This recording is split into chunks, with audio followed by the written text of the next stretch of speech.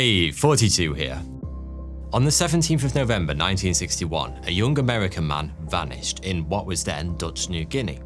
After an arduous investigation, the authorities deemed that he'd drowned after his boat capsized a few clicks off the coast of the town of Agatz in the Arafura Sea. His remains were never recovered. Intriguing? Kind of. But strap yourself in because two crucial details transform this tepid tale into a scintillating saga. First, the man who went missing was Michael Clark Rockefeller, son of a future vice president and great-grandson of one of the richest men who ever lived. And second, contrary to the official report, Michael Rockefeller didn't drown in the autumn of 1961. Rather, he was eaten by cannibals. To tell his tale, we must travel to faraway frontiers, unlock the secrets of one of the planet's most secluded tribes, unravel a governmental cover-up that's lingered for decades, and confront some unpalatable truths. Oh, and stick around to the end, because this one has a truly spectacular twist. From birth, Michael was bathed in privilege. New York was his playground, a world of luxury and abundance, spending his days beside future titans of politics and industry at some of America's most acclaimed academies. He graduated from Harvard in 1960. The powerful pedigree of Michael's family propelled his academic ascent, but he wasn't just some spoiled silver spoon scion. He boasted big brains as well as his big bankroll. With the world at his feet and a Rockefeller legacy to uphold, his path seemed set in stone. But first, Michael yearned for an adventure. The Rockefellers had always been admirers and patrons of fine art. Michael's grandmother founded the famous Museum of Modern Art in New York, and his father, Nelson, had a particular penchant for what was then called primitive art, non-Western artwork crafted by indigenous peoples around the world. In 1954, Nelson founded a gallery in which to showcase his passion. No force in the universe rivals a son's desire to make his father proud. And what better way for Michael to achieve this than to curate a collection of global wonders for his father's new gallery? In 1961, Michael Rockefeller departed for a daring art-gathering expedition to Dutch New Guinea, home of the Asmat, an ethnic group almost unknown to the Western world at the time. Visiting the Asmat was like taking a time machine back to the Stone Age. When Michael turned up, they had no textiles or metals. They hadn't even invented the wheel. But whilst they weren't too clued up on tech, they were masters of arts and crafts. Even today, Asmat wood carvings are highly sought after by collectors. Don't get the wrong impression though, the Asmat weren't some quiet tribe of master craftsmen who wouldn't say boo to a New Guinea goose. When they weren't whittling wood, they were waging war. Either that or engaging in their favourite pastimes of headhunting, ritual cannibalism, and monopoly. Their way of life was a far cry from the silver spoons and skyscrapers Michael was used to. But he was undeterred. In fact, he threw himself into this passion project with purpose and panache. Michael's diary entries from this time reveal a man entranced by the strange new world into which he'd stumbled.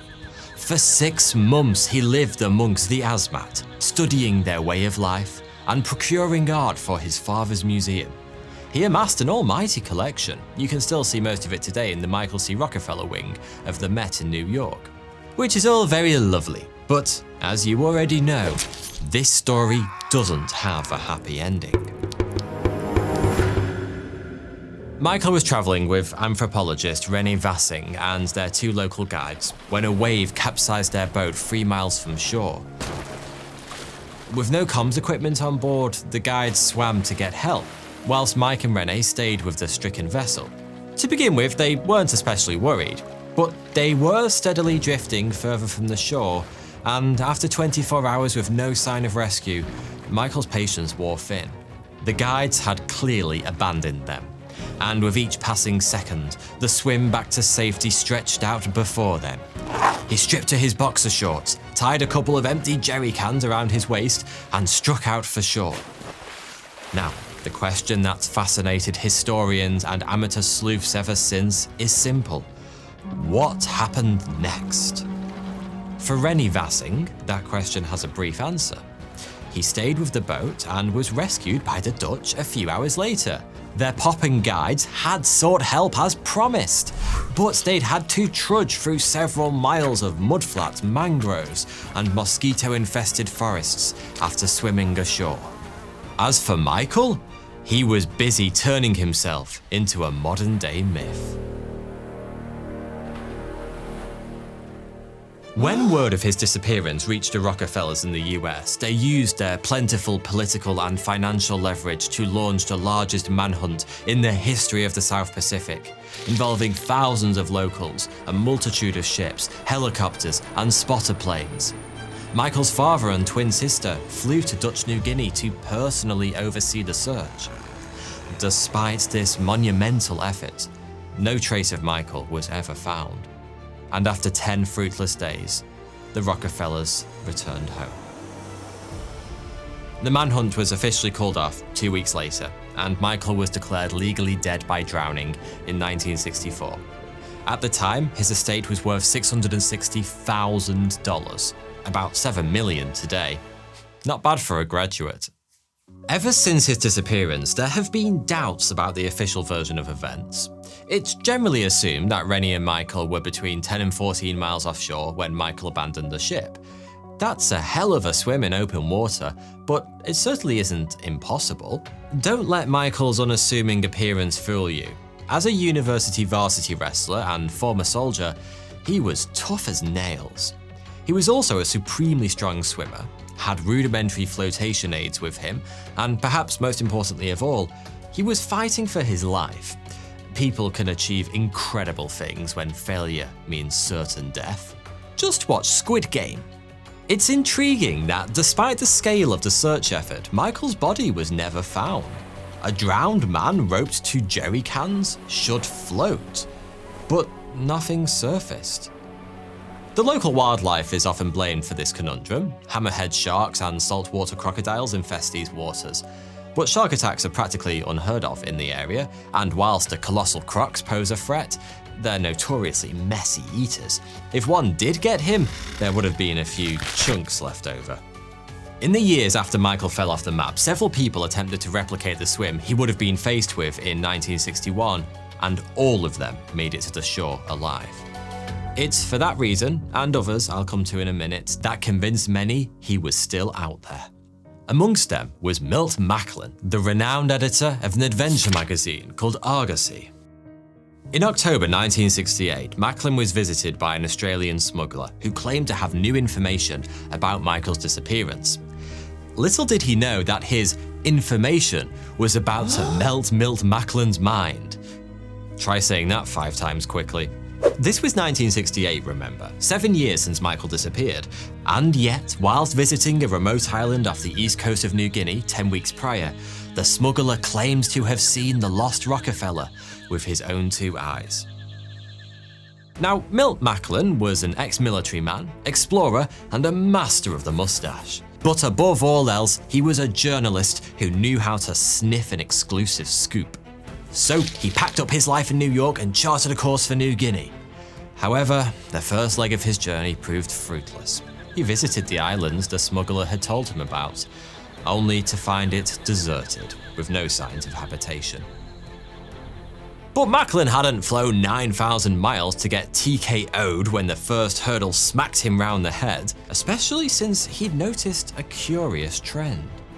Nobody in New Guinea believed Michael Rockefeller had drowned in 1961. By interviewing both Dutch and indigenous locals, Macklin slowly pieced together the events that led to Michael's death. And what he learned shocked him to his very core. In 1957, 4 years before Michael arrived in New Guinea, a battle between 2 rival Asmat villages saw the deaths of over 100 people in a single day. The Dutch colonists were incensed. They were on a mission to civilize the locals, and 100 murders doesn't exactly scream high society. Keen to bring them to heel, the Dutch dispatched an armed patrol. One thing led to another, and when the dust had settled, 5 warriors from the village of Ochenep lay dead from Dutch gunfire. Asmat culture was really into all that an eye for an eye stuff. If a rival village killed someone in yours, you had to kill someone in theirs. It wasn't about spite, but a central tenet of their system of spirituality. So the 5 dead warriors from Ochenep needed to be avenged in order to restore balance to the world. But retaliation against the Dutch was basically impossible. Their guns were so technologically advanced, they may as well have been magic wands. However, the Dutch weren't the only people from the white tribe in New Guinea. After a tired and helpless Michael Rockefeller washed ashore near Ochenep, the Asmat saw an opportunity to avenge their fallen brethren. Michael was killed, butchered, and eaten as payback for crimes he probably wasn't even aware of. Macklin returned to America in April 1969 after 4 months in New Guinea. He'd seen and heard enough to be convinced that Michael Rockefeller was the victim of a cannibalistic killing. He published his findings in a book called The Search for Michael Rockefeller. It presented a convincing case, but one thing was missing: hard evidence. Without it, doubts would always remain. Over the years, the story slowly faded from the public consciousness. Considering how frankly mental the whole thing is, it's surprising how few people actually know about it. But the case was reignited in 2014 when author Carl Hoffman published his research into Michael's disappearance. Like Macklin, Hoffman travelled to New Guinea in search of clues. Unlike Macklin, Hoffman also paid a visit to the Dutch colonial archives in The Hague, where he found a plethora of documents showcasing that several Dutch officials and missionaries had suspected Michael's death at the hands of the Ochenep headhunters. Crucially, he also discovered that the Dutch had deliberately suppressed the truth. As for why? Michael's disappearance occurred during a tumultuous period in New Guinea's history. The Dutch were in the process of relinquishing control to Indonesia, and they were keen to show the world what a good job they'd done civilizing the locals. Revealing that cannibals had consumed a member of one of the world's most powerful families would have been a PR disaster. So they did what all governments do with embarrassing information. They buried it. By the way, if you're wondering what the Rockefellers made of these revelations, the truth is, nobody outside the family knows. Publicly, they've always stuck to the official version that Michael drowned. Rumours suggest they hired a private investigator to visit the Asmat in the late 70s. Whilst he was there, he allegedly traded a boat engine for 3 human skulls, those of the only white men the Ochenep had ever killed. Whether or not any of them belonged to Michael is unknown, but supposedly the investigator was paid $250,000 for smuggling the skulls back to America. So I'll let you draw your own conclusions. By this point in the video, you may believe it's an open and shut case. Michael Rockefeller was surely killed and eaten by the Asmat. However, it isn't quite so simple. Consider this. All the documented evidence we have so far can be traced back to a single source: the Asmat themselves. No outsiders witnessed Michael's alleged murder, and his remains have never been found. Everything we think we know comes from Asmat confessions, either made to the Dutch in the 60s or, more recently, to Carl Hoffman. It's entirely plausible that the Asmat took credit for the murder to appear more powerful to Western visitors. There is a second possibility, though, that the Asmat came up with the lie to hide an even more remarkable truth. That's right, it's twist time. Milt Macklin returned from New Guinea in the late 60s with hundreds of hours of footage documenting his visit. The reels lay untouched in a safe until 2008, when they were recovered by, of all people, Charlton Heston's son, Fraser, who was making a documentary about Macklin's trip. The reels were a goldmine of information, but it was when Fraser stumbled upon footage of dozens of Asmat canoes charging down a river that he noticed something absolutely insane. Hidden amongst the Asmat was a single naked white guy, apparently one of the tribe. Could the Asmat have come up with the whole, "Yeah, we ate that guy," to cover up the truth that Michael had become one of them? The film's too grainy for any serious analysis, but You have to admit, the man bears more than a passing resemblance to a slightly older Michael Rockefeller. Plus, if it isn't him, who the hell is it? Far-fetched as that sounds, it's worth pointing out that almost every contemporary report from the time of Michael's death mentions how the experience transformed him. After his son's disappearance, Nelson Rockefeller even admitted in a TV interview that Michael had been his happiest during the expedition.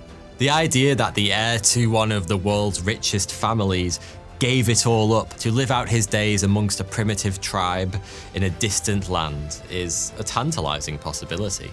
Could Michael still be alive to this day, even in his mid-80s? Whilst implausible, considering he's been dwelling in the forests of New Guinea without access to modern medical care for so long, it's by no means impossible. So then, drowned? Eaten by sharks? Eaten by people? Or a lost millionaire who went native? You tell me. Thanks for watching.